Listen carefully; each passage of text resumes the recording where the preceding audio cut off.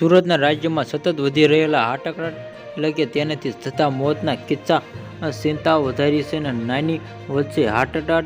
એટલે કે કેસના ચિંતાજનક રીતે વધી રહ્યા છે અને કોરોના બાદ નાની વયે આવતા હાટકરાટ એટલે કે તેનાથી થતા મોતને સિલસિલો થંભાવવા નામ લેતો નથી અને ડાયમંડ નગરી સુરતમાં હાર્ટ મોતનો સિલસિલો યથાવત છે અને 45 વર્ષની વ્યક્તિની હાર્ટ એટલે કે આવતા નિધન થયું હતું અને પુરુષોત્તમ પાંડે છે અચાનક છાતીમાં દુખાવો ઉપડતા તાત્કાલિક હોસ્પિટલ લઈ જવામાં આવ્યા હતા અને સારવાર માટે દરમિયાન તેનું મોત થયું હતું અને તેવા પર જ મોત થતાં પરિવારજનોને હૈયાનું ફાટ રુદન કર્યું હતું અને તાજેતરમાં રાયદાર 40 વર્ષીય બાબુભાઈ અને પરમાર હાટકના હેઠકે મોત થયું હતું અને હાટક એટલે કે આવતા તાત્કાલિક નવી સિવિલ